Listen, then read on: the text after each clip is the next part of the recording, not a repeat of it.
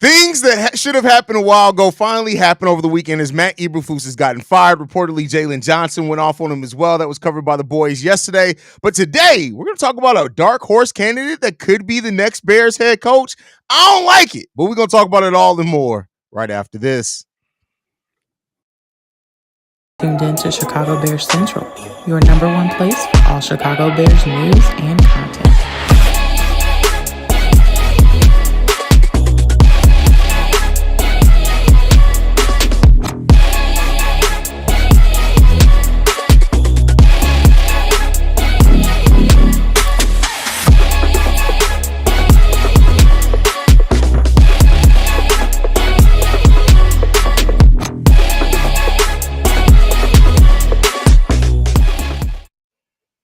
What's going on, Bears fans? Welcome to another episode of Chicago Bears Central, your number one spot for everything Chicago Bears related. We got C-Dub, Bobby, myself, Haize in the building. And you know one thing that we won't have to talk about this Sunday?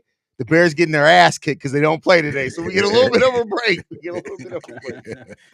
But with that said, man, we got some already rumors about the Chicago Bears vacant head coaching position that right now Thomas Brown is the interim head coach. I want to talk about a couple of different options because Ben Johnson's name has actually been brought back up. But we heard one name that we have not heard at all before, and that's Notre Dame's head coach, Marcus Freeman. He was listed out there by CBS Sports' Jonathan Jones and Fox, Peter Schrager, as well as being somebody that the Bears could very well take a look at. They noted that he is a leader of men, and he is an option for the Chicago Bears here. I have my thoughts on it, but how do you guys feel about it? Okay, shout out to the Marcus Freeman and what he's done this season. Actually with the Notre Dame Fighting Irish winning 10 straight games in a row. We're not gonna mention that loss to NIU, but look, I do not think this is the right move for the Chicago Bears. He is a great young coach. He's an 80s baby. Shout out to them 80s babies for sure. I do not want the Chicago Bears going in this direction. We need a seasoned head coach with experience that is used to winning. And I think Marcus Freeman is a good college coach. He's just getting used to getting into the limelight. I think this is his first. He's 30-9 in his career as a head coach, but this is his first like real good season as a head coach. I still think he needs a little bit more seasoning in the college ranks before you want to pull him up and just go off 1 year. We need a seasoned vet here. Or somebody, no, me personally, I'm just going to go with me. I need a seasoned vet here coaching the Chicago Bears. Yeah, and I ain't mad at it, but when that went, because I was like everybody else. I'm like, damn, man, we ain't got to watch Bears today. We chilling, we just cooling, watching football. And they say, talk about the Bears, and they say, yeah, Marcus Freeman has emerged as a candidate. I said, what the fuck we doing? Like that was literally the first thing I said. And it's no shot against him. He is a guy that was drafted by the Bears back in the day. I didn't even know that. And he's familiar with Kevin Warren. I'm pretty sure Kevin Warren is familiar with him. But that ain't the route I'm trying to go through right now, because what it appears to look like is Marcus Freeman is doing a hell of a job in Notre Dame with young men. Young men. You get to the NFL, these are grown-ass men. Mm-hmm. Guys that's been around in this profession for a long time. They got to pay bills and take care of kids and feed families. The way you address them is going to be much different the way that you address a young man in college. I'm not saying he can't do it. It's just that he won't be at the top of my list for me.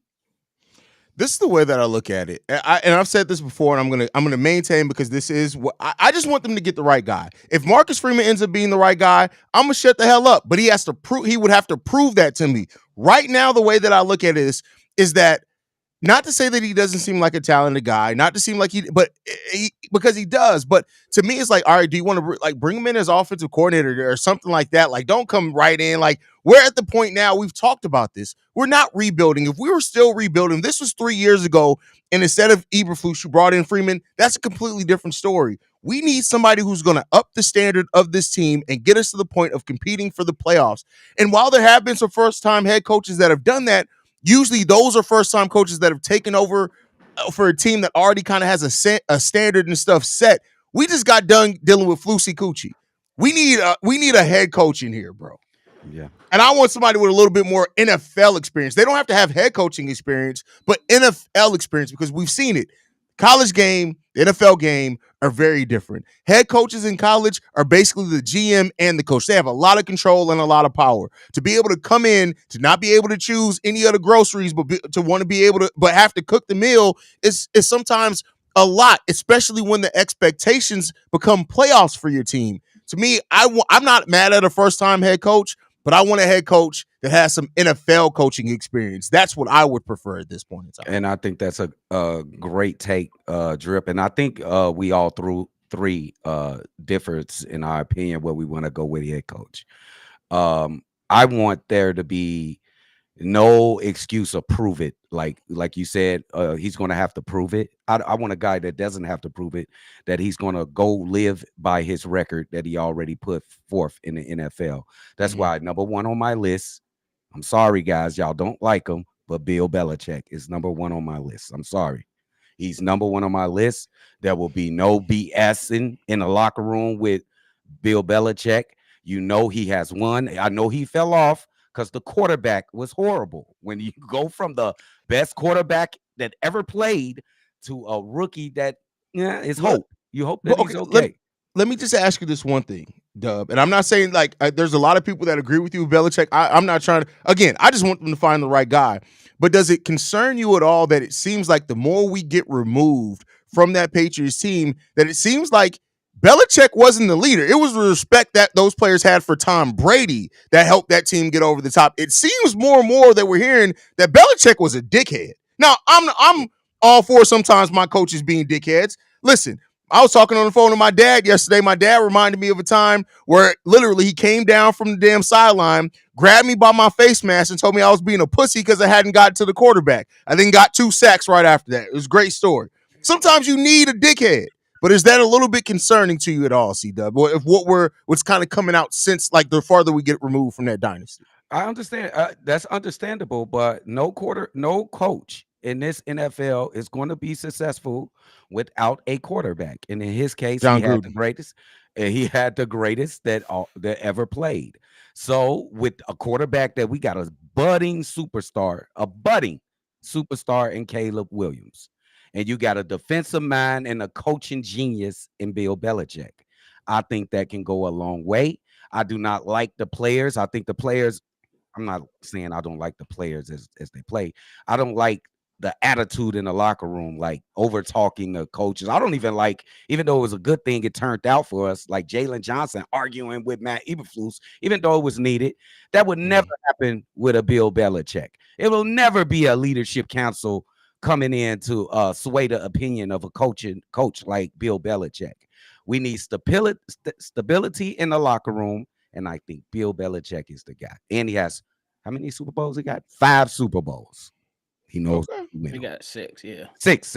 How you feeling about that? Bill Belichick, my biggest concern is longevity.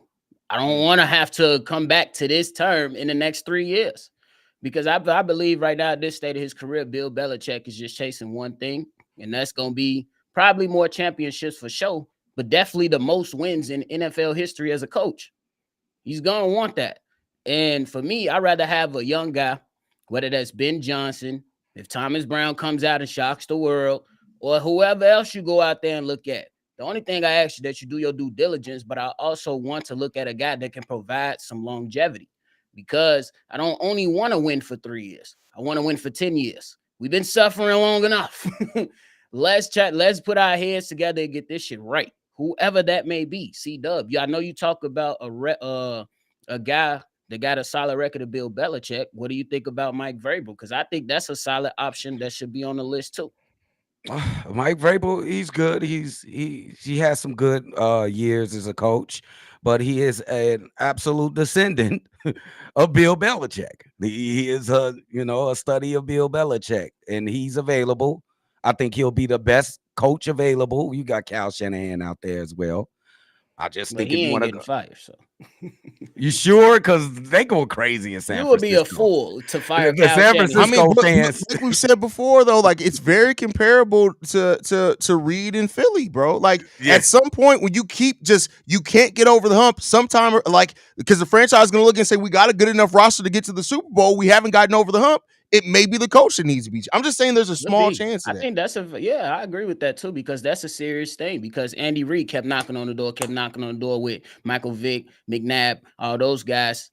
And once he got Pete Mahomes and changed the scenery, Alex Smith, who kind of helped catapult that to what we are now, a change of scenery could be useful. So I agree with you on that. listen, I want the right guy, and I don't care who they pick. It's just if you want to be sure of stability, and you don't want to have to hope that it's going to be the right coach. It's going to be the correct coaching in the Hallis Hall. You know, you're not worried about coaching.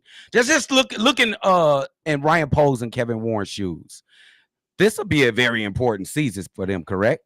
Would you want to do they want to put their career in the hands of a first-time head coach or a guy they can go ahead and don't even worry about the head coaching See, position at there's all? no such thing as you don't have to worry about the head I coaching mean, position at not all. at I all, just but don't believe that. Like, and again, not to say that I'm not trying to shit on your coaching candidate here. I'm just saying that I don't think there is any surefire thing. This is the Chicago Bears. Everything that can go wrong has gone wrong, and so can you like I say you'd think be less worried, Drip? With no, because like I said, Bill with all the shit Belichick. that's coming out with what happened over that New England time, honestly, no, I'm not less worried about it. But that's just the nature of where we are right now. Like, Yeah. Okay.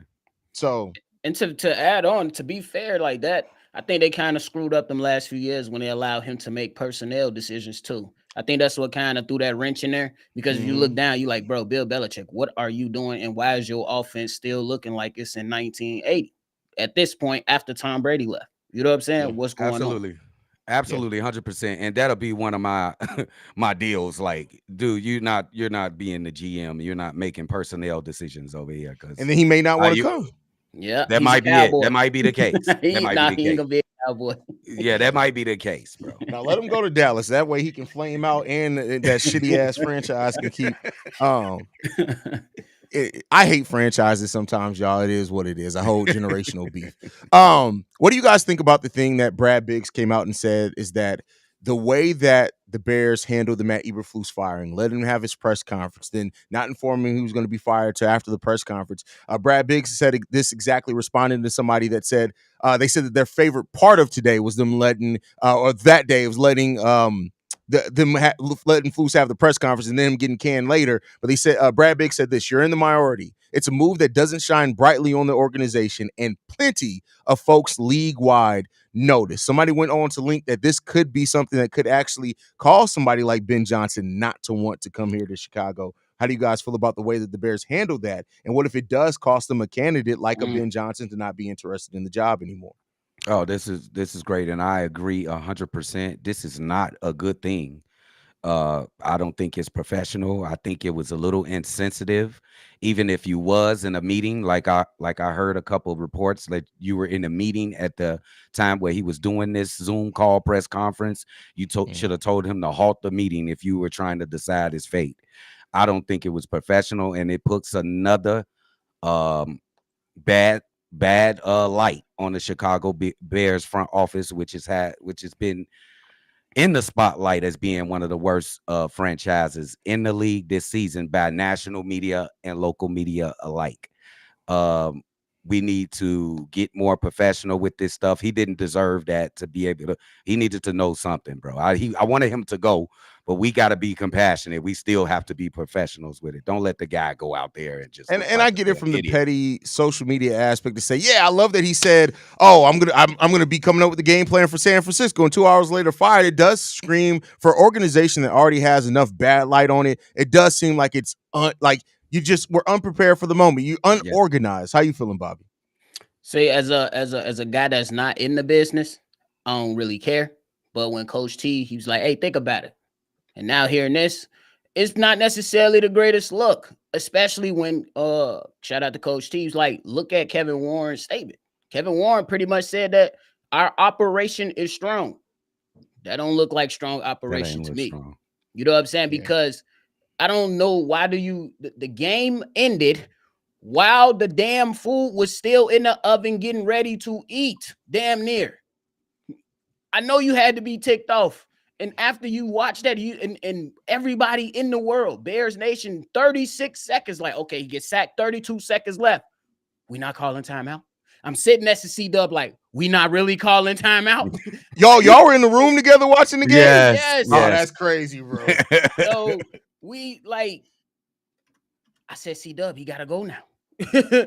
So if I say he gotta go now after 6 straight weeks, or whether it's your players or mostly you, it was failure after failure after failure. The only light that I can see coming out of this from not being a necessarily or leaving a bad taste in people's mouth, well, it still might do it anyway. George McCaskey. The rumors are out there now. They want to fight this man after the Patriots game. McCaskey, you still getting in the way. So yes, I don't necessarily it's done. It ain't the best decision. You got to live with it. But I still think that a coach will come in and still be like, man, look at this. Look at this job. We can give them credit for one thing. They got the quarterback. This might be the worst run year by Chicago Bears front office. Just think about it. You hire Mike, I forgot the guy's name, Shane Waldron. Shane Waldron. It was red flags from the beginning. Look at Enigma up in there at Seattle. They asked him how good it would be. He took a 5 seconds and then said, "Good luck to y'all." That should have been a red flag to us. You go through the season, you fire your offensive coordinator, which you haven't fired an offensive coordinator since 1971. You lose 6 games, 4 in a row that you blundered in the final, the final minute in each game. Final drive, basically. Final drive in each game. You fuck it up. You didn't fire the guy. You hear reports. What nephew just said that Ryan Poles wanted the guy fired after the New England game. You fire your first head coach in the season while the season is going in franchise history. You let the guy go out there, and while you're deciding his fate, he says, "I'm getting ready to coach like we're going to do the regular thing against the 49ers. We found that is wrong because an hour later he is axed. This has just been the worst year for the Chicago Bears front Worst office. 2 years. You forgot what happened last season? Yeah, forgot all the crap that happened last season. That's what I'm saying. Not only, first of all, we had lawnmowers stolen from Hallis Hall. Still ain't nobody finding lawnmowers.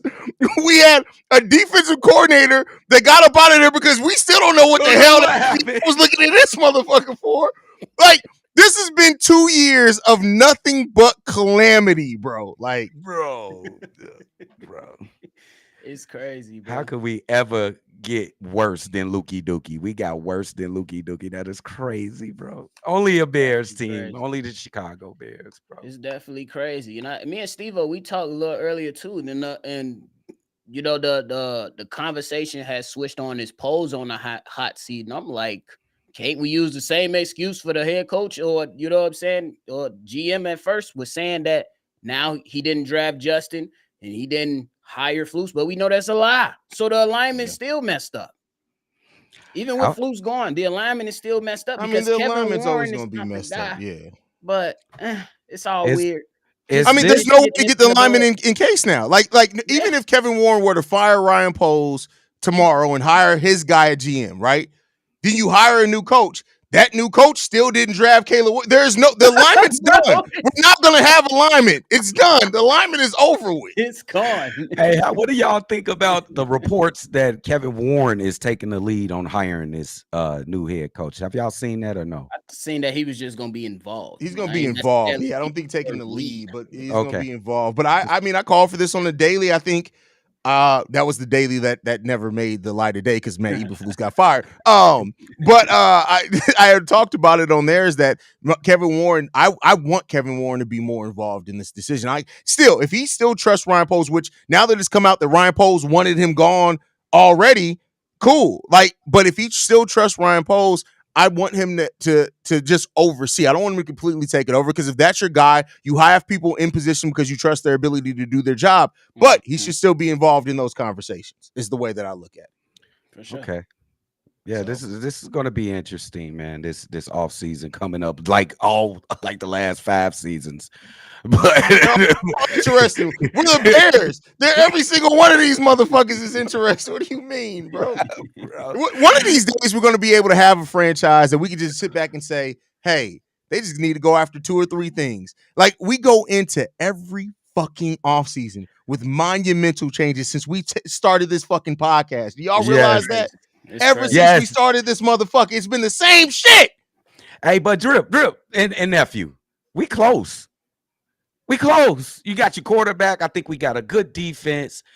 We just got to get this offensive line in the coach. I think we close, bro. We could have very well won the last 4 games. Yes, without coaching. We could have. This is coaching.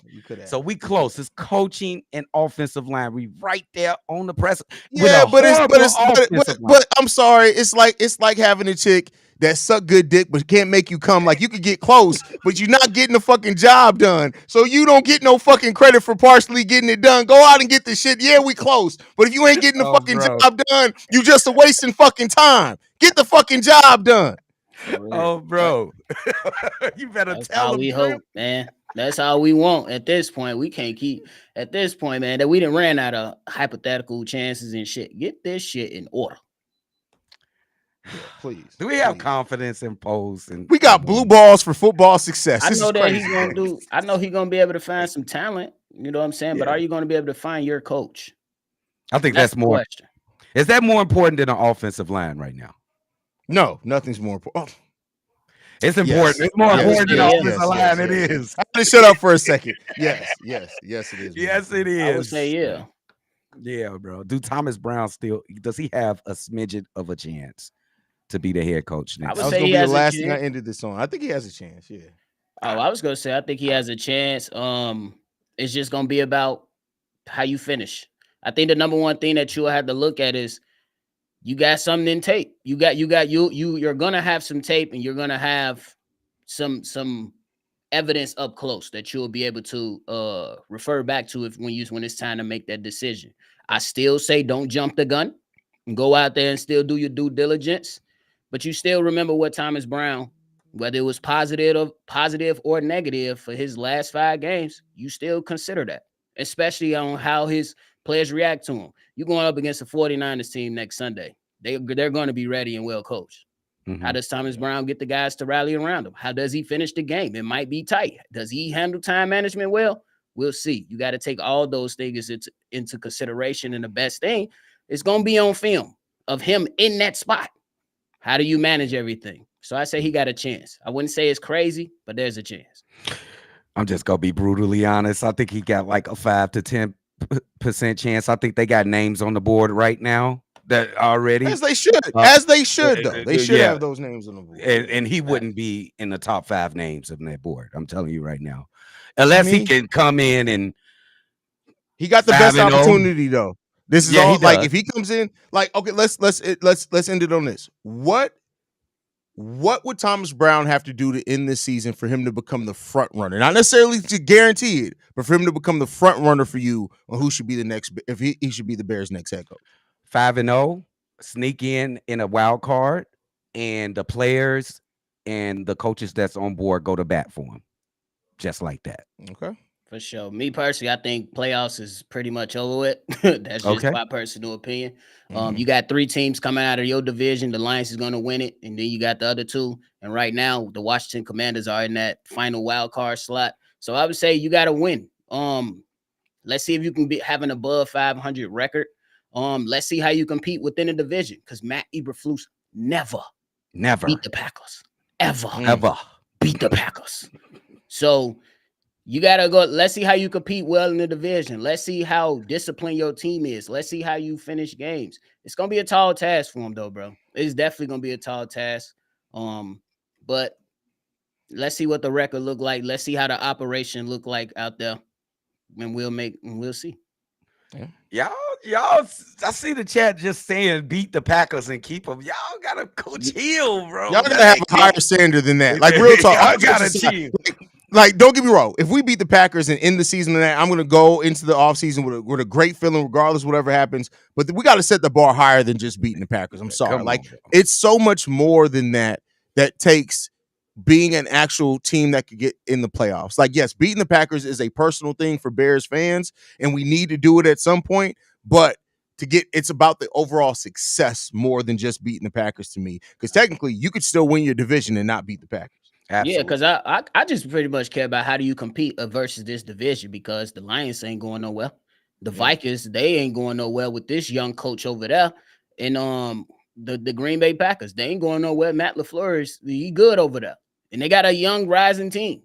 So how do you compete within that? And you literally just saw Matt Eberflus had 3 opportunities to have 3 wins in division. You could have been 3-0 in division right now. That's a great sign. But I will add this.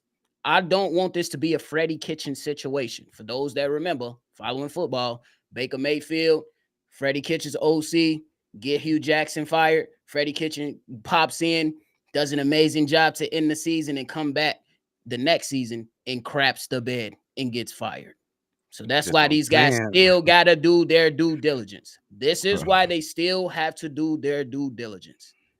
That's all I ask. Do your due diligence. We need some stability, bro. We fired 3 coaches and 1 quit in the last 2 years, bro. We fired 3 coaches and 1 quit in the last 3 years, bro. One could say that technically Matt Eberflus quit as well, because I think he knew he was on his way out of there, bro. Like that looked like a defeated man, bro. He was crushed. I felt bad a little bit for him, bro. First of all, how you got a 10 to 15 minute argument? Bro, it wasn't an argument. Hey, bro. That's a 10 to 15 minutes of arguing? That's a long ass time, bro. They said he left. He ran out but he left the locker room without the argument finished. I tell you yell at me for more than a minute and a half, I'm punching you. It's up there. That's it. 10 minutes of somebody just sitting there yelling at you? That's crazy, bro. But hey, Jalen, now that you went off on that, we need a good game from you, because Jalen, your performance on the field has been a little Matt Eberflus. I'm just saying.